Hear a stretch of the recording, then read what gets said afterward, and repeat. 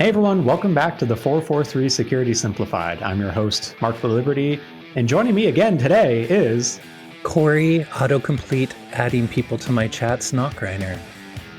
His tab autocomplete never hurt anybody. No one at all. On today's episode, we've got two stories for you.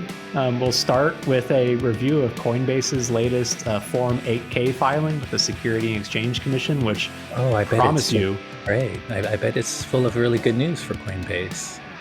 I promise it's more exciting than what you might expect from a Form 8K DC.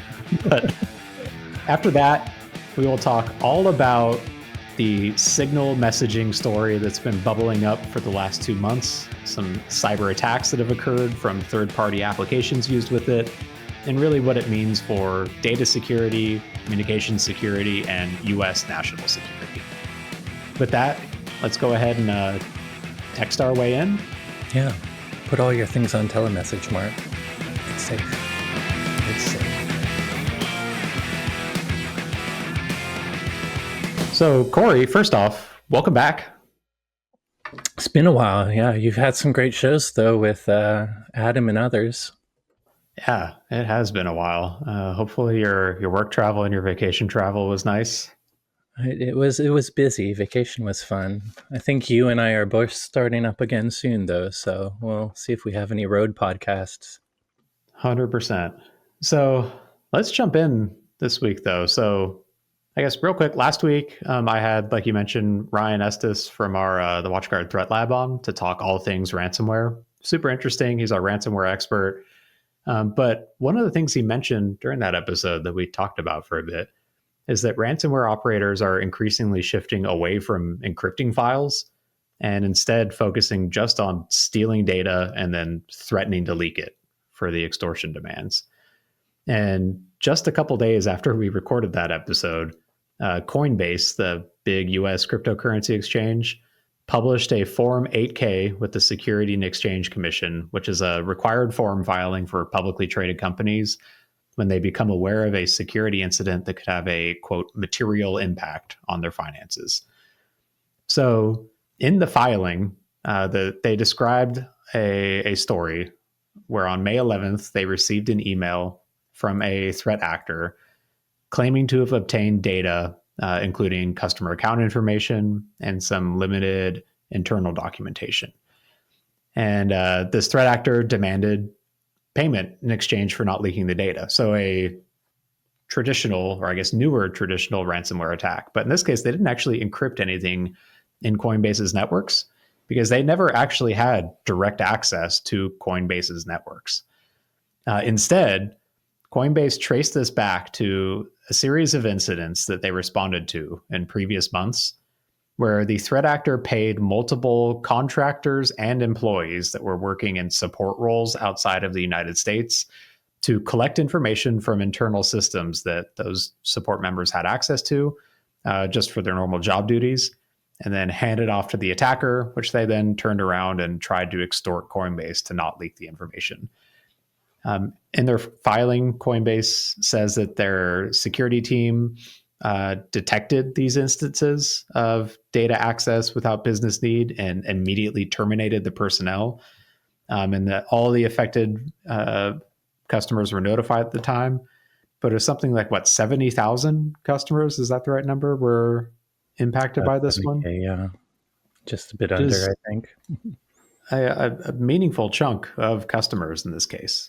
The data included like the usual stuff, names, addresses, whatever. It also had masked social security numbers, masked bank account numbers, pictures of government IDs, because when you open a cryptocurrency account, you have to prove your identity by uploading a driver's license or a passport, transaction history, and then some other corporate data. In their filing, Coinbase said, quote, to the extent any eligible retail customers previously sent funds to the threat actor as a direct result of this incident, Coinbase intends to voluntarily reimburse them after it completes its review to confirm the facts. Also, the company is also in the process of opening a new support hub in the United States, taking other measures to harden its defenses to prevent this type of incident. and they believe that the expected expenses will be in the range of $180 million to $400 million. Yeah. That covers right now just remediation costs and the voluntary customer reimbursements related to the incident. They said that after a further review of the potential losses, indemnification claims, and potential recoveries, it could meaningfully increase or decrease that estimate too. That's a massive amount of money I from. mean, if you run a cryptocurrency coin and you have an insider threat, but yeah, that is a massive amount of money. Do you think In the cryptocurrency is now fintech? Do we need to consider them financial services and have all the same regulations so that this crap doesn't happen to the poor schmucks who invest in it? Oh, I wait, can did I hear say that the out loud?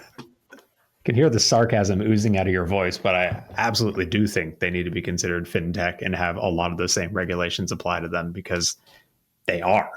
Period. Yeah. Like it's money moving around, and massive amounts of money in this case. But so it wasn't like they directly stole cryptocurrency from these folks, but a lot of that information can be used for still identity theft, opening up other accounts. Like we often see attackers buy stolen government identification so that they can use that to open accounts with like AWS or Azure in order to spin up infrastructure for like their own attacks later on. Because, for example, when someone from like China, a nation state threat actor, goes to hack an organization in the United States, it doesn't, they don't just hack you from China. They go use infrastructure in the United States to go after you. But either way, pretty insane amounts of damages from that. Yeah, big deal. I definitely think, insider threats are something to worry about.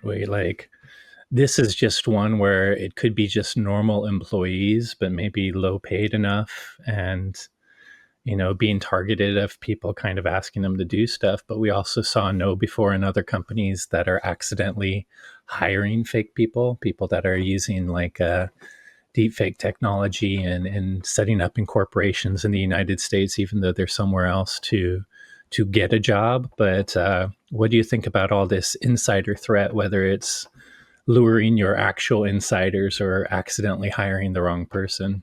What should It our honestly partners and scares the customers do? bejesus out of me because it is a genuine risk these days. And I think, like you just said, like AI powered deepfakes just like supercharge this as a threat. Where now you can even have an interview with someone. They may look and sound like someone in the region you're trying to hire, where in reality they're somewhere completely different. And that makes it even more difficult to spot them with what used to be like a relatively easy check. Just get them on a video call and see if they actually are someone within the region that speaks the language you're expecting. But And this is I, just me, but we live in a zeitgeist in society right now where I think there's a lot of attention between the richest people, the corporations themselves, and some of the lower paid people. So I wonder if even if it is your own people, if they are feeling the pain, if they will be more. Hopefully, people have ethics regardless of what they make, but can they be enticed to do something they shouldn't because they're not feeling happy or engaged at work, and they realize a huge difference in what they get paid as someone who does something and what the board or other people get paid. yeah. But this is where like you can use some technical controls to try and spot some of this activity, like things that monitor user behavior. Like to give the WatchGuard example, like ThreatSync plus SaaS, smart alerts can catch some of these anomaly-based activities of like high data access rates within a I Microsoft think that's 365 tenant. NDR too, maybe with some of the data exfiltration events that could happen if an insider was doing something nasty. Yeah, this is absolutely where like anomaly detection really shines, where you know what your users, what your folks in different roles typically do, their access patterns, when they're supposed to be working. And if suddenly you start seeing a bunch of data being siphoned off at 2 a.m. local time for them, or just a huge amount of data that they normally don't have on any given day, like that is a major red flag that needs to be investigated. I would say this could also be a good reason to have a MSP handle security for you, and specifically adopt something like a managed detection and response service. Like for us, we're lucky, Mark, right? We're a big enough organization and security is our lifeblood that we have a SOC. We have tools, not only our own, but others, to monitor all these logs we're always gathering and to pay attention to them for anomalies. But I feel like a lot of small businesses never even look at the logs. They have all these security controls doing stuff for them, but they set them up, kind of forget about them, and hopefully they're logging, but the logs are probably just a forensic backup for when something happens, not something they're looking at all the time. And that's not like I'm not pooping on small companies. It's just they don't have the time or resources or people to pay attention. But that's why we believe for that market in MSPs and things like MDR services, where your partner can actually do 24/7 monitoring of your logs using the tools you have. So I agree with you. Anomaly detection and actually paying attention to security is an important part, but I feel like a lot of small businesses consider security fire and forget, set up controls that block things, but they don't really necessarily always have the resource to pay attention every single day. You should be paying attention and seeing what happens in logs to find those anomalies in some dashboard every single day. And if you can't, find someone to do it for you. It can be cost effective outsourced. And part of that, like if we're going down that tangent, is even paying attention isn't always enough. Like you need to understand what you're actually seeing. Like there's a That's story that normal. like Scott Williamson, our kind of king of MDR, used to always tell, that really stood out to me, where there was an end customer. They had everything turned on. They were actually monitoring like their WatchGuard EPDR in Oh, this case, their they were endpoint watching. protection, sitting there blocking like Mimikatz execution over and over on an endpoint for the course of like a month.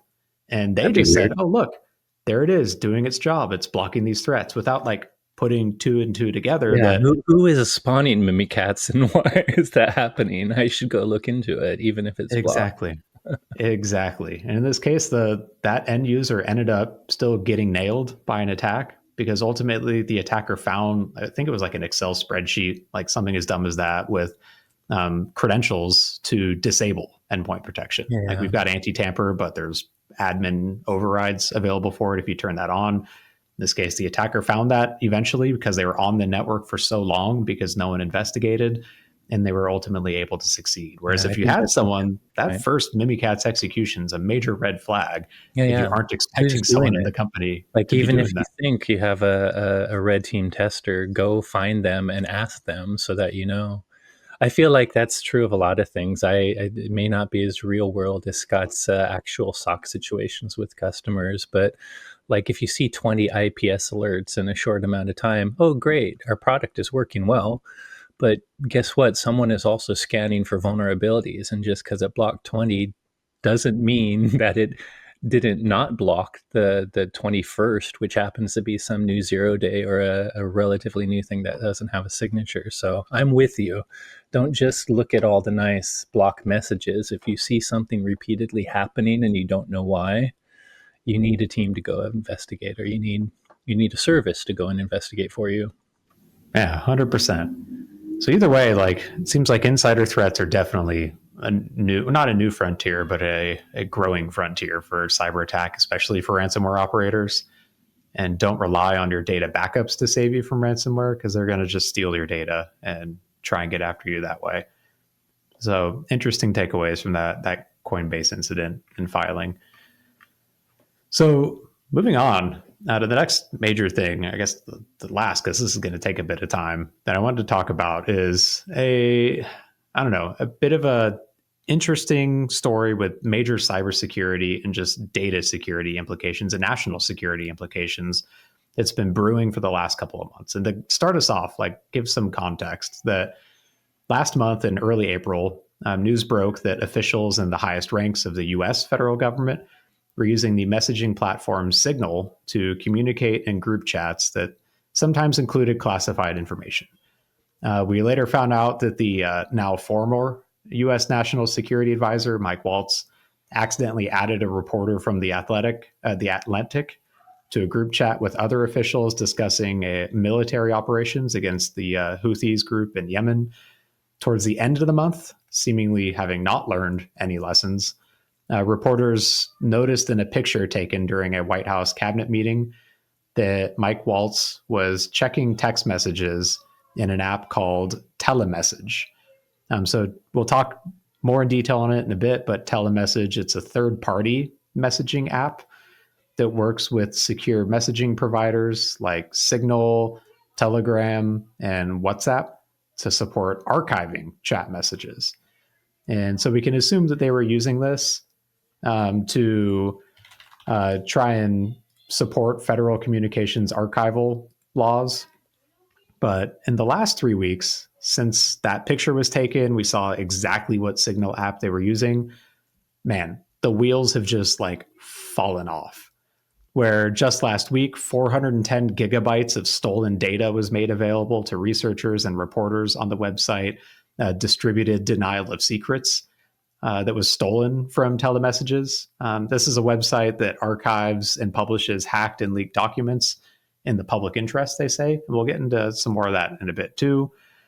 But I wanted to spend like the last bit of this episode to talk about just secure messaging apps in general, like Signal, WhatsApp, Telegram, how TeleMessage fits into it, and then just general communication security practices for sensitive communications, whether it's classified information at the highest level or just business discussions that you still want to secure in a day-to-day level for most of our listeners.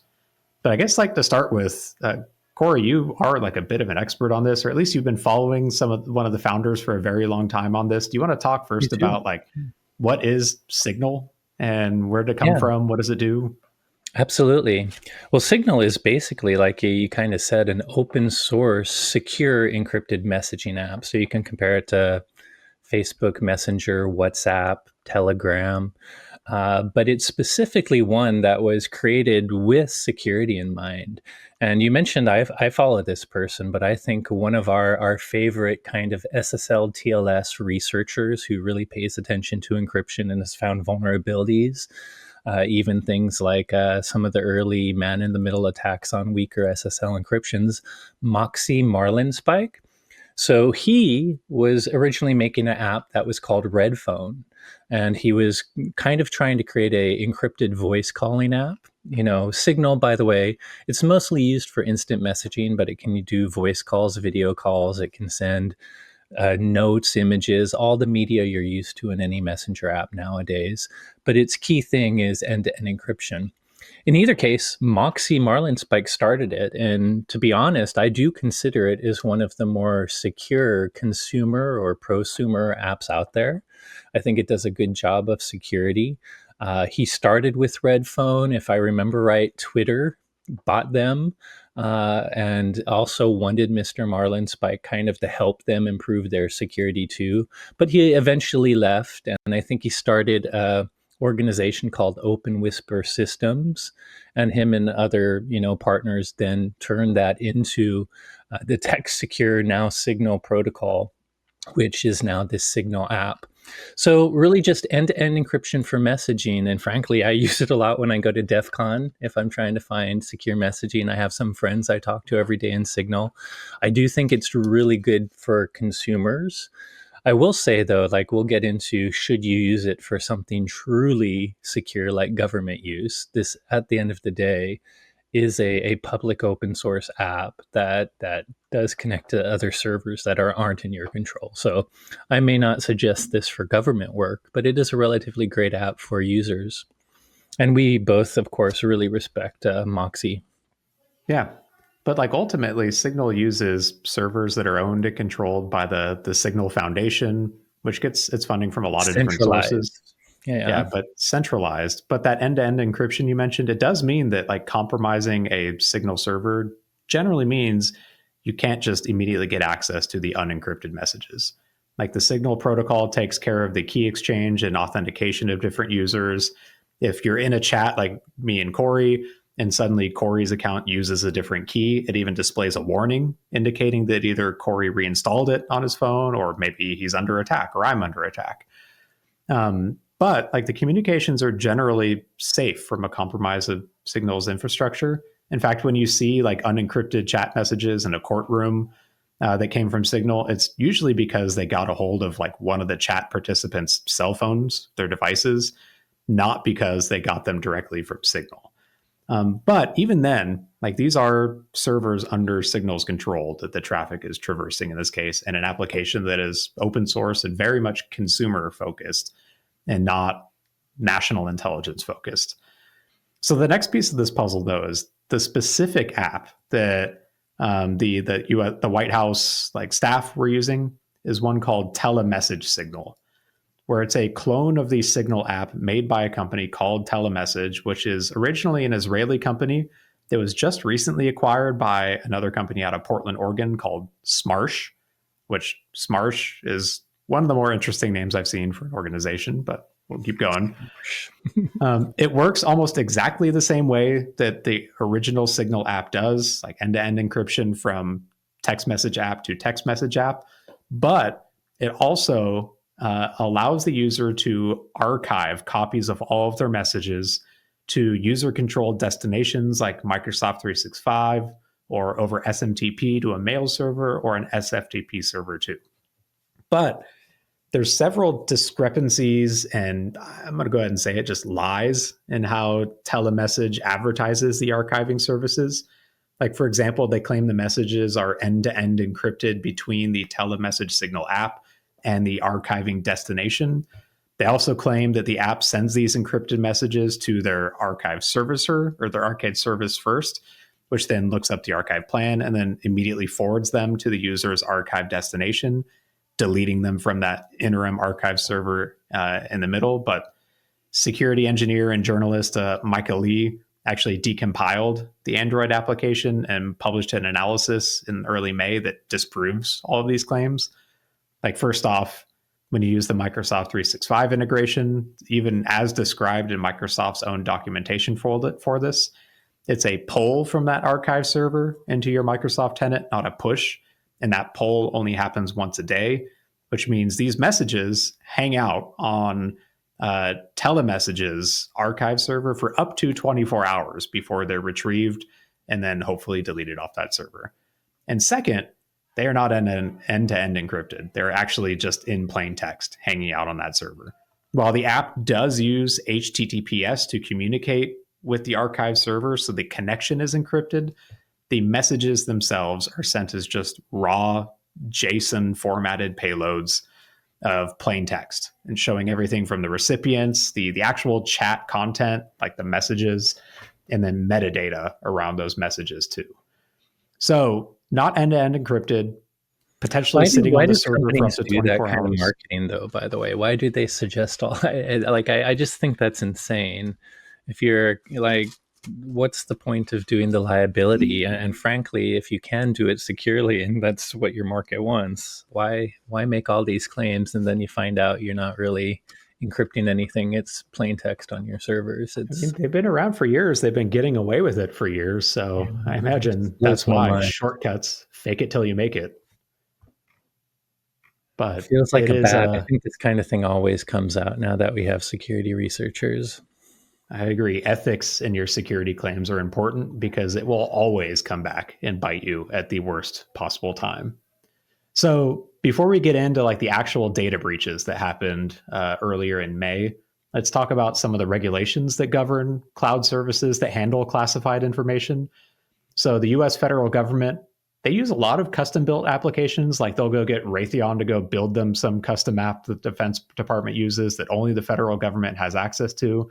But they recognize the value in using other widely used services. Like AWS is an amazing public cloud platform with a lot of scalability built into it. So if the federal government wants to use it, there's a specific set of requirements that a very special version of AWS has to meet in order for them to use it. Like maintaining confidentiality, integrity, and availability of classified information or just federal data in general is really important. So they've got like one program called FedRAMP, the Federal Risk and Authorization Management Program, which is a standardized program for security assessment, authorization, and monitoring of services that federal agencies use. Basically, it's designed to make sure there's a minimum security requirement and standards followed, and it lets service providers like AWS, for example, go through like one assessment, really ongoing assessments annually in most cases, but one assessment with one agency, and now any federal agency can use that service. By the way, I'm sure you'll get into some of the requirements of FedRAMP, but isn't it basically, I mean, to use a cloud service, the organization that provides it has to they have to make a separate cloud service just for the government. Like it's essentially tenanting off a private cloud for use for FedRAMP. So you can get all AWS, but among other security requirements, it's not part of the same data that most AWS customers go through. Yeah, there's 3 different impact levels, they call them: low, medium, and high. And medium and high do require like dedicated tenants for those federal agency services. Systems that handle classified information are assessed at that high impact level, for example. There are strict requirements. They follow NIST 853, the controls defined in there for the actual cybersecurity for it. It's all audited regularly and monitored. There's a lot that goes into this. It's a very expensive process to become FedRAMP certified, which is why you don't see every organization jumping at it. But it is mandatory for all federal agencies in the cloud services that they use in order to transmit or process federal data, including communications. So beyond FedRAMP, like the U.S. Department of Defense has their own standard as well too. They call it impact levels. There's IL5, for example, which is for securing and handling things that handle just unclassified information that's still mission critical. There's IL6, which is a standard for handling classified information like military operations against the Houthis in Yemen and tactical planning. IL6 requires air-gapped physical separation from unclassified systems, air-gapped from the rest of the public internet, encryption using authorized and approved algorithms in transit and at rest, and dedicated government-only infrastructure. You're on mute, Corey, but I think you're saying, wow, that's insane and very different from what we were just talking about. With no, I was just thinking, oh, wow, IL6 is for handling Houthis, and it requires all that stuff. So I guess telling your friends and a journalist about when the attack's going to happen on Signal is probably not a good idea. No. And so neither Signal or TeleMessage have received either FedRAMP or IL6 authorization. TeleMessage, for obvious reasons, all the messages go through that. And send out a note saying you should not be using Signal. And yes, people did. Interesting. All of the messages go through that same archive.telemessage.com server. So our US federal employees using it are commingled on the same infrastructure as Corey and I using it if we decided to. That's so surprising to me. I thought news anchors would be really, really good at national security. I mean, they do drink a lot and are on the news. They must be good. Yep. Anyways, so for the actual hack, on May 4th and again on May 5th, there were credible reports that TeleMessage was compromised, with attackers making off with even plain text chat messages from one or more of their servers. They provided evidence, including chat messages. It's like you don't even need to accidentally add a journalist to it. Exactly. They provided evidence, including chat messages from other firms that use TeleMessage, including Coinbase. Again, poor Coinbase is in the news twice in 1 week. To be clear, Coinbase did put out a statement saying no customer information was compromised in this. It was just employee-to-employee communications that appeared to have been breached as a part of this. But in response to that news, on May 6th, I think it was, TeleMessage actually suspended all of their services. They took all their stuff offline. And you'll understand in just a second why they had to do that. Funny enough, they also removed a blog post on their website that described how they created their service specifically with archiving U.S. government communications as a primary use case. That blog post is now gone off their website. But with TeleMessage suspending their services, that original journalist/security engineer, Micah Lee, published the details about the vulnerability that led to the breach in a Wired article on May 18th. And in this article, he described his communications with the threat actor, where they described their thought process, and it's pretty damning.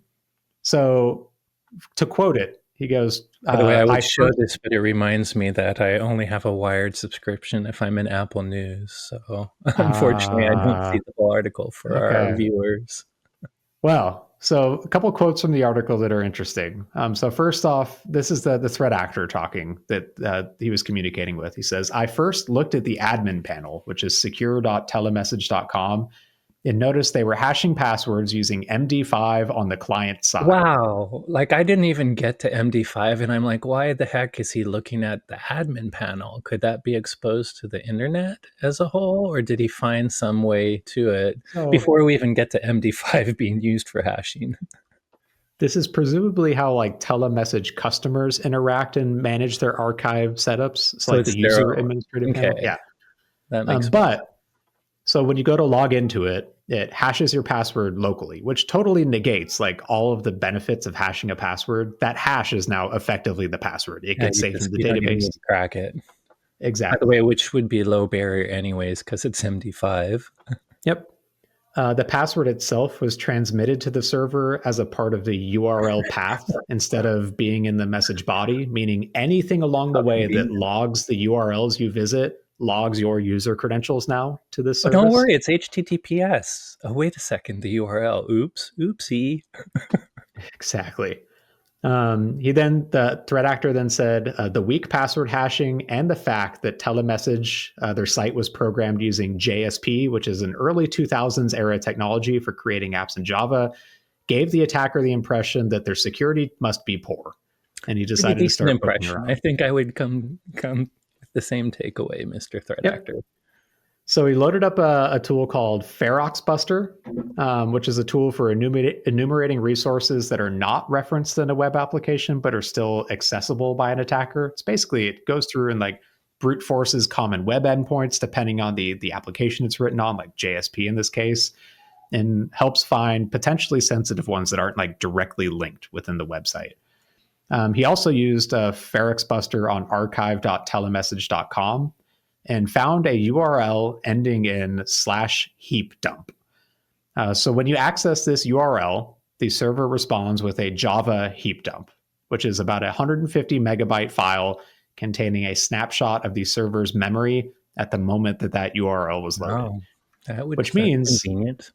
yeah, anything that it was processing in its memory at that time, or even recently that hadn't been zeroed out in the memory or reallocated, would be in that heap dump.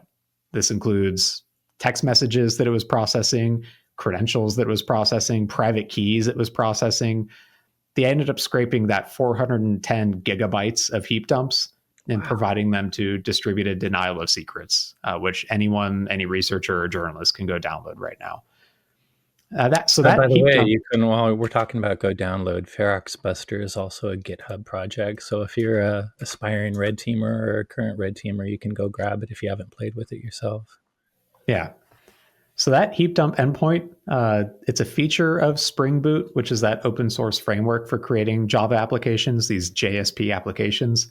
Their own document points out how sensitive the information is, and that developers need to take careful consideration about when they expose that endpoint.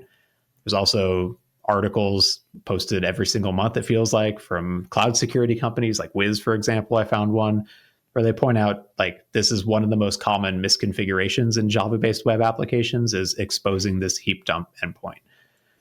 By the way, when Um, I was showing articles, when I flashed through, this is the actual distributed denial of secret site where you can currently actively download this file if you're curious. So yep. not so secret anymore. No.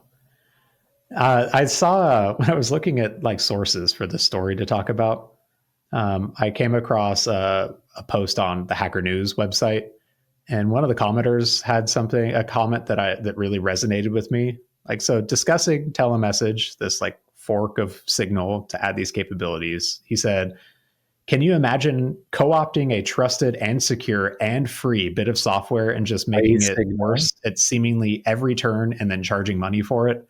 It's insane." Yeah, let's So fork open. Let's fork Signal in F it up. Yeah. So this is like exactly why we have data protection regulations for government and really sensitive communications, where like the reality is, protecting sensitive communications is important and end-to-end encryption is important. Like even if you For just sure. like gave them the benefit of the doubt that they're using Signal because Signal itself is a secure, currently secure way of communicating, like, okay, it's wrong. They shouldn't be using consumer things for this, but adding in like trying to use this third party application to archive the data, all while violating like FedRAMP and the IL systems for classified information.